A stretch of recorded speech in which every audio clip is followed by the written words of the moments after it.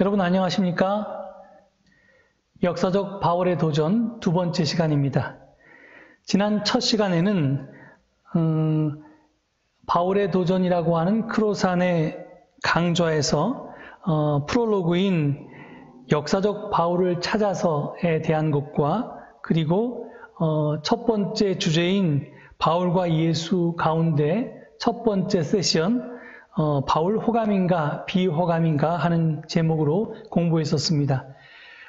그 첫 번째 세션에서 우리는 바울이 뉴스위크지에서 기소당한 4가지 죄목 중에 2가지 문제를 다뤘는데요. 첫 번째는 바울이 반유대주의자인가 하는 문제였고요. 그 다음에 두 번째는 바울이 반동성애자인가 하는 문제에 대해서 다루었습니다.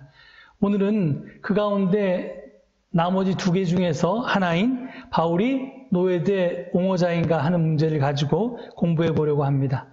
오늘은 역시 지난번과 똑같은 바울과 예수라고 하는 주제의 두 번째 세션인데요. 바울 서신을 읽는 법이라는 제목이 붙여져 있습니다. 이것을 좀 쉽게 표현한 것이 편지를 이해하기로입니다. 우리가 바울의 편지를 읽는다고 하는 것은 바울이 우리에게 직접 편지를 써서 보낸 것이 아니라 예를 들어서 로마의 그리스도인들에게 빌립보의 그리스도인들에게 이렇게 보낸 편지들을 우리가 읽는 거기 때문에 바울이 우리가 아닌 타인에게 남에게 써서 보낸 편지를 우리가 훔쳐 읽는 것이라고 생각하시면 되겠습니다. 그러니까 그렇기 때문에 우리가 바울의 편지를 읽고 이해하기가 쉽지 않은 것입니다. 복음서는 예수에 관한 이야기입니다. 그리고 예수님은 하나님 나라에 관해서 비유 등 여러 가지 이야기를 했습니다. 사람들은 이야기를 되게 좋아합니다. 하지만 바울은 우리에게 이야기를 하지 않았고 편지를 썼습니다. 정확하게 얘기하면 우리에게는 아니죠. 다른 사람에게 편지를 썼습니다. 그는 이야기를 하지 않았으며 현대 독자들은 그가 무슨 말을 하는지 이해할 수가 없다며 불평을 합니다. 그런데 우리가 바울의 편지를 읽으면서 이해할 수 없는 이유는 그것이 이야기가 아니기 때문이기도 하고 두 번째는 그것이 우리에게 보낸 편지가 아니라 남에게 보낸 편지를 읽고 있기 때문에 그렇습니다. 그러니까 잘못은 바울에게 있지 않고 바로 편지를 읽는 우리에게 있습니다. 그렇기 때문에 바울을 비난하지 마시기 바랍니다. 바울의 편지를 받았던 수신인들은 바울을 너무나 잘 이해했고 그가 무슨 말을 하는지를 잘 알아들었습니다. 즉 편지라고 하는 것은 상황 속의 대화, 맥락 속의 대화, conversation within context이기 때문에 그 둘이서 이야기를 나누게 된 편지를 주고받게 된 상황이나 맥락을 알지 못하면 그들이 나눈 대화를 이해할 수도 없는 것입니다. 그래서 우리는 바울이 처해 있던 상황을 알아야지만 바울이 왜 그 편지를 보냈고 무슨 이야기를 하는지를 알아들을 수 있는 것입니다. 그래서 바울 서신을 이해하는 법에 대해서 크로사는 우리에게 이런 조언을 합니다. 남의 편지를 이해하는 유일한 방법은 편지를 관련자들이 잘 알고 있던 본래의 이야기로 바꾸는 것이다 라고 말입니다. 그러니까 편지를 이야기로 바꾸는 것이 우리가 바울의 서신을 이해하는 데 관건이 되겠습니다. 그래서 바울의 편지를 이해하는 방법은요, 소위 바울의 맥락을 통해서, 상황을 통해서, 컨텍스트를 통해서 그의 편지를 바울의 이야기로, 내러티브나 스토리로 바꿔야 하는데요. 어떻게 그 맥락 속에서 편지를 이야기로 바꿀 수 있냐면 그 편지의 맥락은 그의 다른 모든 편지들과의 연관성 속에서 찾아야 합니다. 그러니까 우리가 예를 들어서 오늘 빌레몬서를 공부할 텐데요. 빌레몬서를 이해하기 위해서 빌레몬서 하나만 가지고 그 맥락을 다 이해할 수는 없고요. 예를 들어서 갈라디아서라든지 로마서라든지 빌립보서라든지 이렇게 바울이 쓴 다른 편지의 모든 연관성 속에서 그 맥락 속에서 그 편지의 맥락을 찾을 수 있다는 겁니다. 그 다음에 바울은 그가 살던 세계가 디아스포라 유대교라고 하는 맥락이었기 때문에 그 속에서 찾아야 합니다. 그러니까 본토 유대인이 아니라 바울은 소위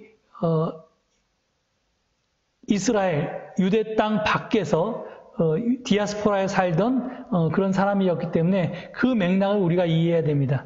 또 하나 바울이 살던 커다란 세계는 바로 로마 제국이 지배하고 있던 지중해 세계였기 때문에 로마 제국을 모르면 또 바울의 상황을 맥락을 이해할 수가 없습니다. 따라서 우리가 바울 서신을 편지를 이야기로 바꾸기 위해서는 소위 바울의 다른 편지들도 잘 봐야 되고 그 다음에 디아스포라 유대교를 잘 알아야 되고 그 다음에 로마 제국을 또 잘 알아야 됩니다.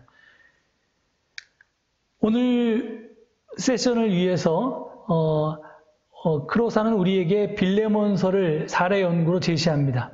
거기 지금 재밌게 그 크로산이 워크북 여기 보면 플레이북이라고 되어 있는데요. 어떻게 하면 바울의 서신을 이야기로 바꿀 것인가 하는 그 사례 연구, 케이스 스터디의 예로 빌레몬서를 예를 들었습니다. 참만 다행이죠. 왜냐하면 빌레몬서는 겨우 한 장밖에 되지 않는 그리고 25절밖에 되지 않는 바울의 편지 중에서 가장 짧은 편지이기 때문에 그렇습니다. 만약에 우리가 로마서를 가지고 사례 연구를 하면 굉장히 골치 아팠을 텐데 빌레몬서는 짧아서 다행입니다. 빌레몬서는 주후 50년대 초에 로마 제국 총독이 관할하던 에베소 감옥에서 바울이 빌레몬이라고 하는 한 크리스찬에게 쓴 편지입니다. 당시의 상황과 지금의 상황은 많이 달랐는데요. 바울은 감옥에서 도망치지 못하도록 밤에는 간수와 함께 사슬에 묶여 있었습니다. 그러니까 혼자 이렇게 수갑을 차고 있다든지 발에 차코를 차고 있다든지 그랬던 게 아니라 간수와 함께 이렇게 서로 팔을 묶고 있다든지 하는 식으로 이제 묶여 있었는데요. 그런데 지금의 감옥과는 달리 또 다른 점이 있었던 것은 감옥에 갇힌 죄수가 다른 지인의 도움과 지원을 받는 것이 허락되었다는 겁니다. 그러니까 아는 사람이 사식을 넣어준다든지 아니면 책을 읽어준다든지 편지를 대신 써준다든지 이런 식의 지원과 도움과 시중을 받는 것이 허락되었습니다. 바울이 빌레몬서를 쓰게 된 특별한 상황이 있었습니다. 빌레몬은 아까 말씀드렸던 것처럼 초대교회의 한 크리스찬이었는데요. 그에게는 오네시모라고 하는 노예가 하나 있었습니다. 오네시모는 그 영어로 얘기하면 useful이라는 말인데 쓸모 있다라는 뜻입니다. 그러니까 우리가 힘센 그런 몸종을 돌쇠라고 불렀던 것처럼 그렇게 이제 오네시모가 당시에 굉장히 흔한 그런 이제 쓸모 있는 종을 지칭하는 그런 이름이었는데요. 그 오네시모라고 하는 종이 노예가 이 주인인 빌레몬에게 도망쳐서 지금 바울에게 가 있는 상태입니다. 도대체 이 고대의 로마 세계에서 어떻게 노예가 자기의 주인의 친구에게 도망칠 수 있을까요? 더구나 그가 지금 있는 곳은 자기의 개인의 주택이 아니라 로마 총독이 관할하는 감옥이었는데요. 어떻게 노예가 도망치면 그것이 굉장히 큰 죄일 텐데 벌을 받을 텐데 왜 하필 거기로 도망쳤을까 하는 것이 궁금할 것입니다. 우리나라 조선시대에도 옛날에 추모라고 하는 드라마에서 여러분이 보았듯이 도망 노예는 가장 끔찍한 형벌로 다스려졌습니다. 로마 시대는 조선 시대보다 훨씬 더 이전이기 때문에 굉장히 더 끔찍한 형벌로 다스려졌습니다. 그런데 왜 오네시모는 굳이 로마 군인이 지키고 있던 총독의 감옥으로 간 걸까요? 그 이유는 살기 위해서였습니다. 그러니까 도움을 구하기 위해서였습니다. 당시 로마법은 아주 무거운 형벌이나 죽음의 위협에 처한 노예가 조종을 위해서 주인보다 지위가 높은 주인의 친구에게 가서 잠시 몸을 피하는 것을 허용했습니다. 그러니까 만약에 우리가 죽을 죄를 지었을 때 구약에 보면 일단 그 도피성이라는 데로 도피해서 거기서 아무런 제재를 받지 않고 잠깐 시간을, 그러니까 자기가 잘못한 죄 때문에 그 상대방이 굉장히 감정적으로 격해져서 자기에게 보복하는 그런 시간을 좀 벌 수 있었던 것처럼, 이렇게 지금 노예가 주인에게 큰 잘못을 해서 아주 무거운 형벌을 받거나 혹은 죽음의 앞에 놓여 있을 때 그 주인의 감정을 좀 수그러뜨리기 위해서 주인의 친구에게 합법적으로 도망가는 것이 가능했습니다.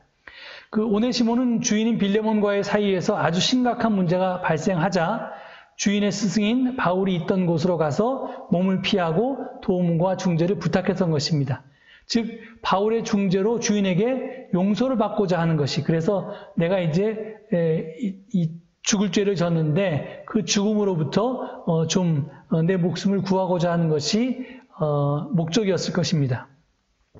그런데 이제 이 상황이 좀 달라졌습니다. 여기 보면 빌레몬서의 플롯을 보면 저기 앉아서 이 턱에 손을 괴고 곰곰이 지금 생각하고 있는 사람이 바울이고요.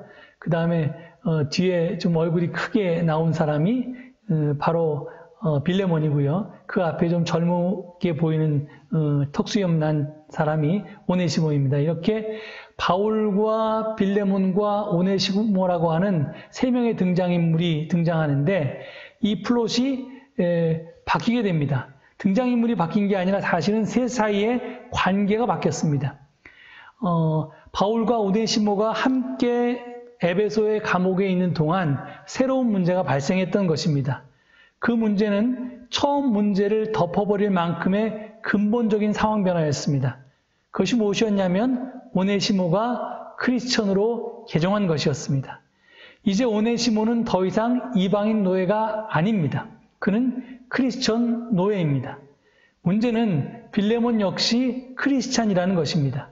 그 결과 빌레몬과 오네시모 사이에는 크리스천 주인이 크리스천 노예를 소유할 수 있는가라는 문제가 불거지는 것으로 나타났습니다. 자, 이 빌레몬서가 던지는 질문은 이것입니다. 과연 크리스찬 주인이 크리스찬 노예를 소유할 수 있는가? 여기에 대한 질문과 답이 바로 빌레몬서입니다. 자, 갈라디아서 3장 27절, 28절을 보면요. 누구든지 세례를 받으면 옛 사람에 대해서 죽고 새 사람으로 거듭나는 새 창조를 통해서 그리스도의 몸인 교회 공동체 안으로 들어와서 새로운 피조물로서 살게 되고 거기에는 인종차별이나 계급차별이나 성차별이나 그 어떤 차별도 있을 수 없고 모두가 평등하다라고 선언되어 있습니다. 그러니까 세례를 받기 전이면 상관이 없을 수 있는데 세례를 받아서 새로운 피조물이 되고 그 다음에 교회 공동체 안으로 그 새로운 피조물로서 들어가게 되면 세상의 질서나 가치나 운영 방법과는 다른 새로운 질서나 가치나 운영 방법에 따라서 그 공동체에서 생활하게 되는데 그 가장 기본적인 강령이 사람 사이에 어떤 차별도 있을 수 없다는 겁니다. 따라서 오네시모가 크리스천이 된 이상 빌레몬을 비롯한 그가 속한 교회 공동체는 그를 이방인 노예가 아니라 사랑받는 형제로 대해야만 합니다. 이것이 세례를 받은 이후에 그리스도인들이 살아야 할 기본적인 행동 강령이었습니다. 이 문제를 매듭짓기 위해서 바울은 편지를 써서 오네시모의 손에 들려서 주인인 빌레몬에게 돌려보냈던 것입니다. 자, 여러분 바울이 빌레몬서를 쓴 까닭을 좀 한번 살펴볼까요? 여기 보면 지금 그 크로산이 재미나는 엽서 한 통을 딱 소개했는데 거기 보면 Dear Philemon, Free Onesimus, Your Paul 이렇게 간단하게 세 줄로 편지를 썼습니다. 친애하는 빌레몬에게 오네시모를 해방하시오. 당신의 바울로부터. 이렇게 자기가 요구하는 사항을 아주 간단 명료하게 써서 빌레몬에게 보냈으면 되는데 그렇게 하지 않고 비록 한 장밖에 안 되는 서신이지만 25절이나 되는 긴 편지를 이렇게 바울은 써서 지금 빌레몬에게 보냈는데요. 그 이유는 여기 보면 he want to command Philemon to free Onesimus freely 이렇게 썼습니다. 그러니까 뭐냐면 바울은 빌레몬에게 명령하기를 원했는데 뭘 명령하기를 원했냐면 오네시모를 자유롭게 하기를, 풀어주기를, 해방시켜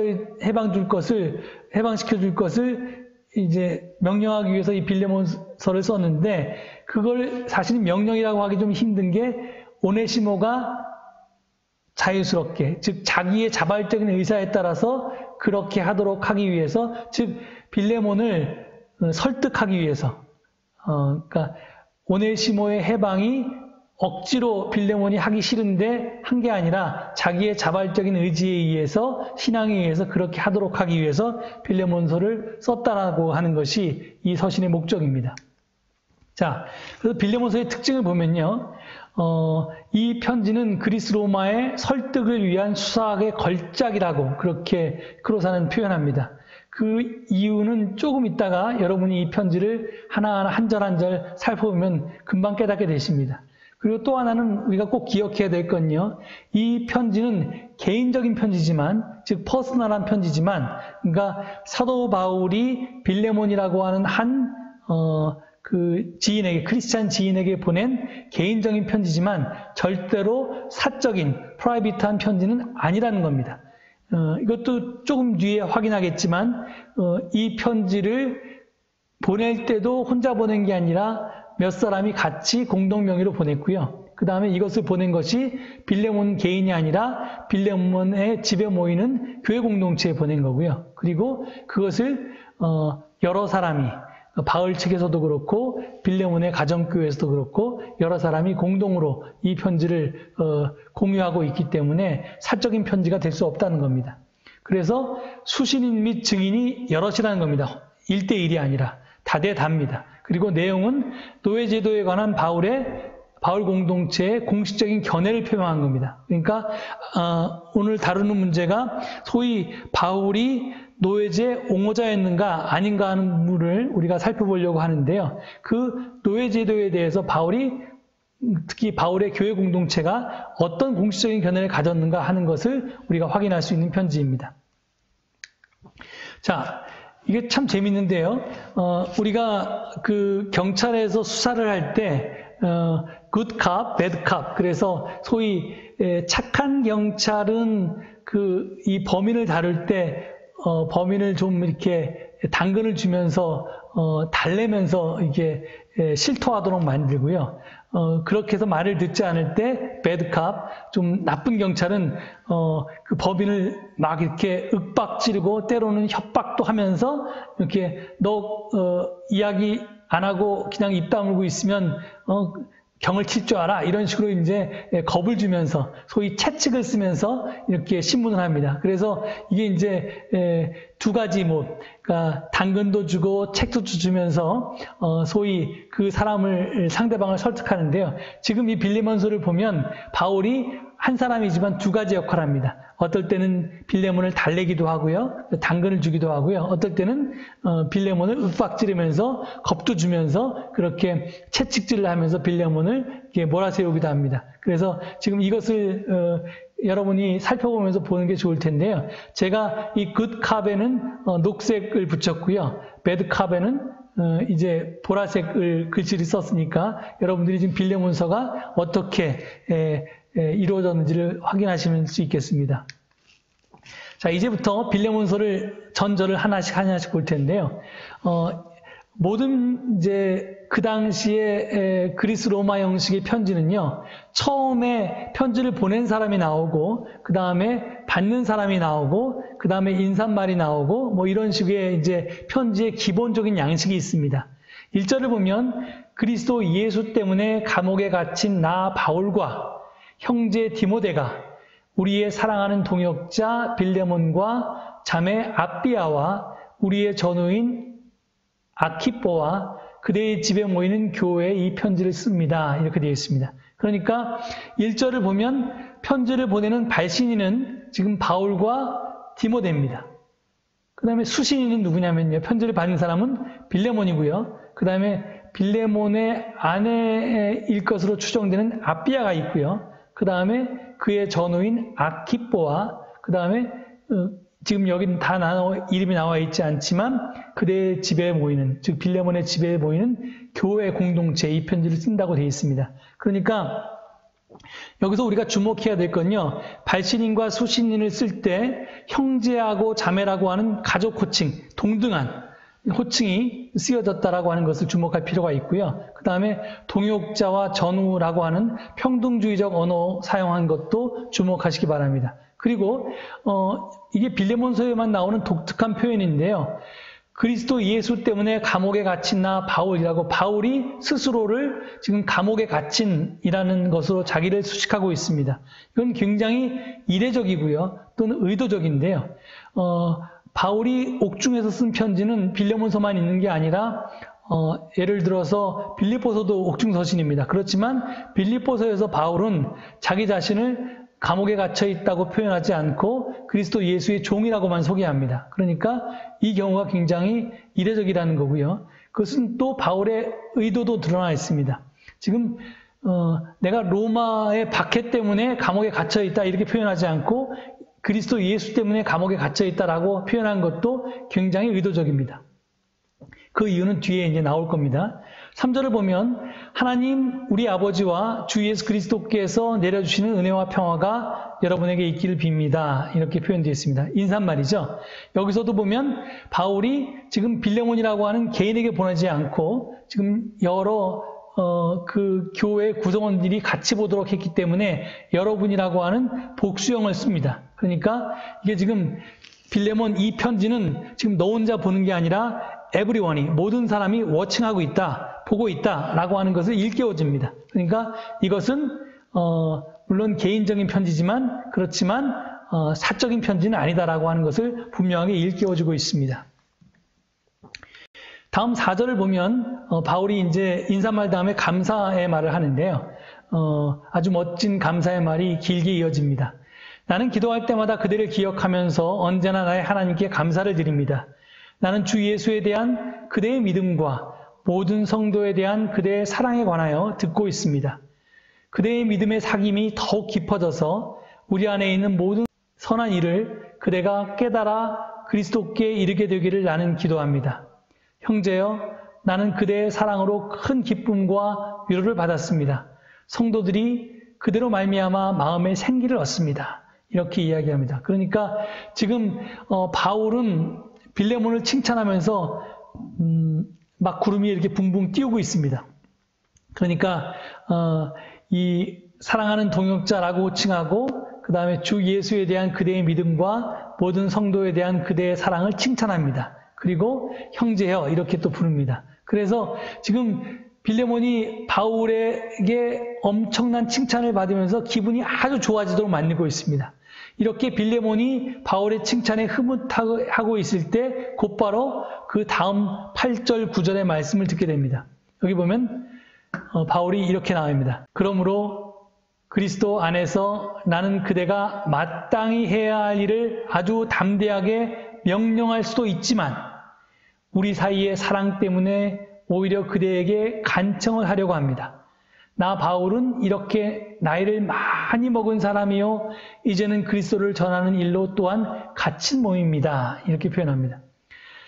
자, 바울이 명령을 하든 아니면 간청을 하든 즉 부탁을 하든 하여튼 억지로 탈 수 없이 하던 아니면 마음이 내켜서 하던 간에 빌레몬은 그것을 해야만 합니다. 즉 그것은 빌레몬에게 의무입니다.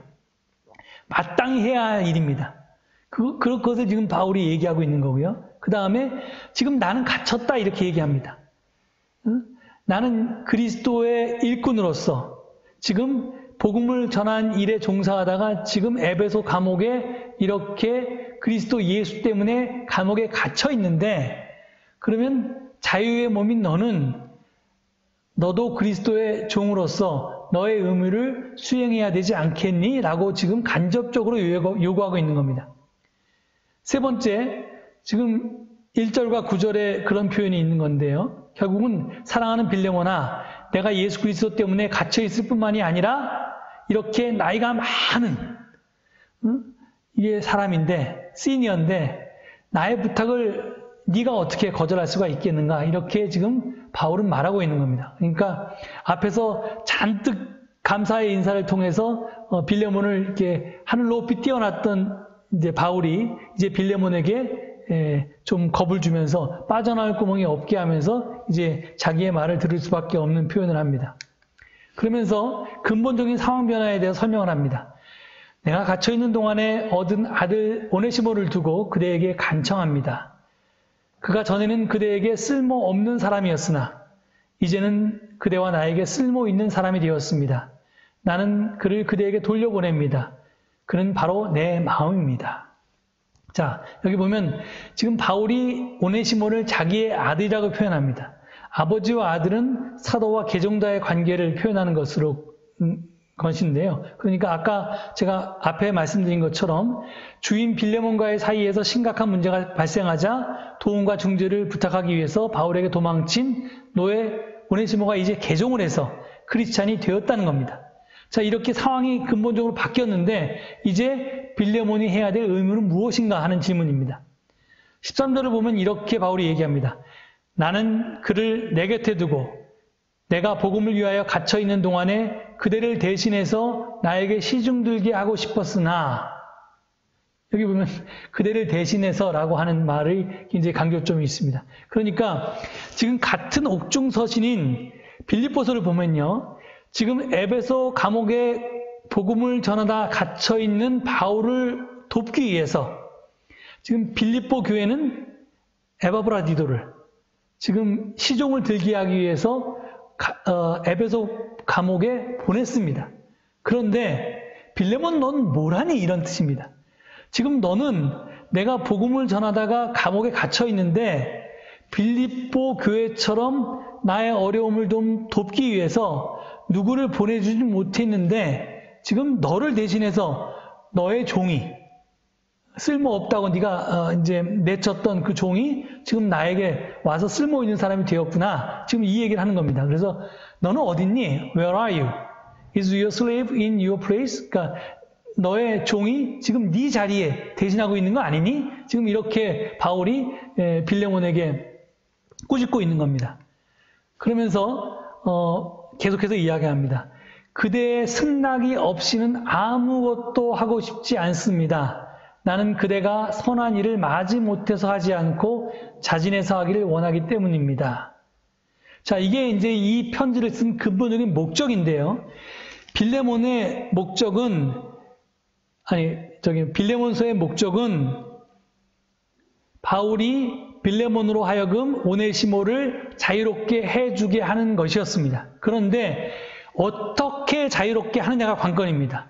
즉, 바울이 명령하기 때문에 자기는 마음이 내키지 않은데 억지로 오네시모를 해방시킬 것인가? 아니면 내적으로 신앙적으로 원하는 자발성에 의해서, 사랑에 의해서, 내적 동의에 의해서 그렇게 해야 하는가 하는 문제입니다. 그래서 지금 여기 보면 제가 그렇게 쓴 것을 한번 읽어보겠습니다. 빌레몬이 오네시모를 자유롭게 풀어준 행위는 신앙으로부터 내면에서 우러나오는 행위여야지, 즉 내적 동의, 사랑으로서 해야 하는 것이지 바울에게 마지못해 복종함으로써 비롯된 행위, 즉 외적 압력, 의무로서 하는 것이어서는 안 된다는 말입니다.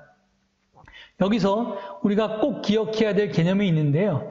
바울 신학의 핵심은 우리가 바울이 믿음으로 의롭다 인정을 받았다라고 해서 신앙이라고 하는 걸 강조하고요. 그 다음에 이제 야고보는 그 행함이 없는 믿음은 신앙은 죽은 것이다라고 하면서 행함을 강조한다고 해서 믿음을 강조하는 바울과 행함을 강조하는 야고보가 서로 대척점에 있는 것으로 오해하는데 그것은 바울을 몰라도 너무 모르는 이야기입니다.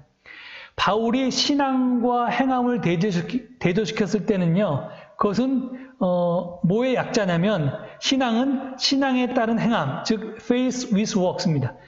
의 줄임말이고 그 다음에 신앙 없는 행함, 즉 works without faith의 줄임말이라고 하는 것을 꼭 기억해야 합니다. 그러니까 신앙이나 행함이나 둘 다 행함은 있습니다. 우리가 믿는데 행하지 않을 방법이 없다고 바울은 생각합니다. 우리가 예를 들어서 하나님을 믿으면 주일날 교회 와서 예배를 드린다. 하나님께서 우리에게 명령하신 계명을 실천한다. 이런 것이 당연하다는 겁니다. 내가 하나님을 믿는다고 하면서 그 믿음에 따른 행함이 더불어 같이 바늘 가는데 실 간다고 같이 따라오지 않을 방법이 없습니다. 그 유대교의 신앙에는 그런 게 없습니다. 당연히 믿으면 행해야 됩니다. 그러니까 그 행하는데 그건 당연한 건데요. 그런데 행함 중에 어떤 행함이 있냐면 신앙 없이 하는 행함이 있다는 겁니다. 그러니까 주일이면 교회 와서 예배를 드리지만 믿음에서 그렇게 와서 예배를 드리는 게 아니라 와이프한테 잔소리 듣기가 귀찮아서 부모님이 무서워서 이런 식의 그 예배 드리는 행위는 분명히 예배를 드리는 행함은 있지만 그 밑바탕에 신앙이 없다는 겁니다. 그렇기 때문에 바울이 신앙과 행함을 얘기할 때는 둘 다 당연히 행함이 있는 거고요. 둘의 차이는 신앙에 바탕한 행함이냐 아니면 신앙이 없는 행함이냐 이 차이라고 하는 것을 우리가 기억해야 됩니다. 그러니까 바울은 지금 빌레몬이 오네시모를 해방하는데 그 해방이 신앙에 따른 행함이어야지 신앙 없는 행함이 되어서는 안 되기 때문에 바울이 빌레몬에게 자발성을 유도하고 있는 것입니다.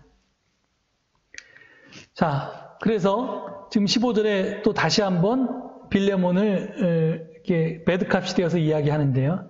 그가 잠시 동안 그대를 떠난 것은 아마 그대로 하여금 영원히 그를 데리고 있게 하려는 것이었는지도 모릅니다.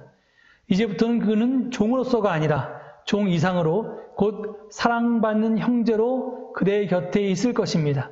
특히 그가 나에게 그러하다면 그대에게는 육신으로나 주님 안에서나 더욱 그러하지 않겠습니까? 하고 이야기합니다. 그러니까 이제 오네시모가 크리스천으로 개종을 하게 됨으로써 그도 공동체의 한 멤버가 되었으니 예수 그리스도를 머리로 하는 새로운 신앙 공동체 안에서는 모든 지체가 다 동등하고 차별이 없어야 하는 원칙에 따라서 종이 아니라 사랑받는 형제로 대우받아야 한다는 거고 그것은 육신으로나 주님 안에서나 그렇다는 것이 중요합니다. 그러니까 여기서 보면 both in the flesh and in the Lord 라고 하는 말이 중요합니다. We are all equal inside. 그러니까 내적으로 우리는 모두 다 평등하다는 겁니다. We are free in the Lord. 우리는 주님 안에서 다 자유롭다는 겁니다. 그러니까 해방의 평등성은 영적이며 동시에 신학적이어야 할 뿐만 아니라 육체적이며 사회적이어야 한다는 겁니다. 그러니까 우리는 예를 들어서 예수 그리스도의 교회 안에서 남자와 여자와 자유인과 종과 그 다음에 유대인과 이방인 사이에 구별이 없습니다라고 하는 것이 그냥 영적이면서 신학적인 차원에서 그런 게 아니라 실질적으로 육체적이면서 사회적인 관계 속에서도 그래야 한다는 겁니다. 그러니까 말만 그런 게 아니라 관념적으로만 그런 게 아니라 실제로 그것이 구체적으로 육체적으로 사회적으로 구현되어야 한다는 겁니다. 그것이 이제 바울의 주장이고요. 이어지는 17절에서 그는 이렇게 이야기합니다. 그러므로 그대가 나를 동지로 생각한다면 나를 맞이하듯이 그를 맞아주십시오라고 얘기합니다. 그도 동지로 맞아주십시오라는 겁니다. 여기서 지금 바울이 평등주의적인 언어를 쓰고 있는데요. 우리가 하나님의 동역자죠. 우리가 하나님 나라 운동을 소위 이제 하나님 나라가 하나님의 뜻이 하늘에서와 같이 땅에서도 이루어지게 하는 일을 위해서 하나님 나라의 확산을 위해서 하나님께서 우리를 동역자로 파트너로 부르셨습니다. 여기서 그 동역자라는 말이 영어 단어로 표현하면 코워커인데요. 그러니까 동등한 일꾼입니다. 서브워커, 그러니까 한 사람은 우등하고 한 사람은 열등한 이런 서브워커가 아니라는 걸 기억해야 됩니다. 하나님과 나 사이의 관계도 동역자고요. 바울과 빌레몬의 사이에도 동역자고요. 마찬가지로 빌레몬과 오네시모 사이에도 이제부터는 코워커가 되어야 된다는 겁니다. 이 동등하다는 겁니다. 그래서 18절 이어지는 거 보면 그가 그대에게 잘못한 것이 있거나 비친 것이 있거나 그것을 내 앞으로 달아놓아 주십시오. 나 바울이 친필로 이것을 씁니다. 내가 그것을 갚아주겠습니다.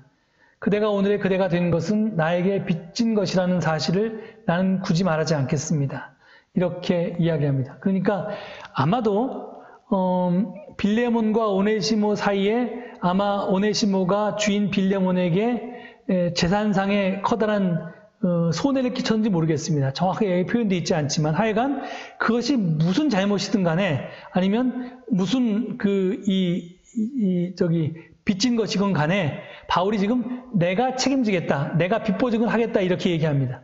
그러면서 내가 친필로 사인한다 이렇게 지금 말하는 겁니다. 그러면서 그러니까 바울 자신이 오네시모를 대신해서 빌레몬에게 대신 갚아주겠다고 얘기합니다. 그러면서 한마디 덧붙이는 게 너는 지금 신앙적으로 내가 너를 개동시켰으니까 너를 죽을 죄인에서 이제 생명책에 기록되게 했으니까 너는 나한테 빚졌는데 나는 너에게 빚독촉을 하지 않겠다. 지금 이렇게 얘기합니다. 그러니까 빌레몬이 기독교인이 된 것은 바울에게 빚진 것이지만 나는 너에게 빚을 받지 않겠다. 하지만 만약에 오네시모가 너에게 빚진 것이 있으면 내 앞으로 달아나 내가 갚아주겠다. 지금 이런 얘기를 합니다.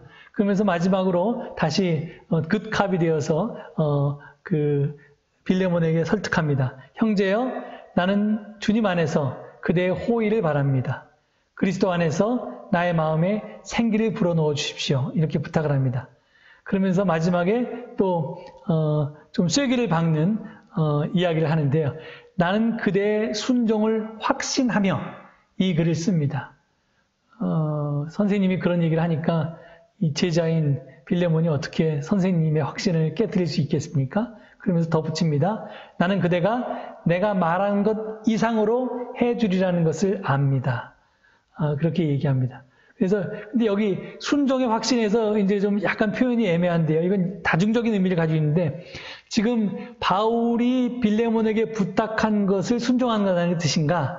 아니면 그리스도의 계명, 그러니까 이웃을 사랑하라 또는 뭐 누구든지 예수 그리스도 안에 있으면 누구나 다 평등하다라고 하는 그 하나님의 율법과 계명 이런 이제 그리스도교의 강령이죠.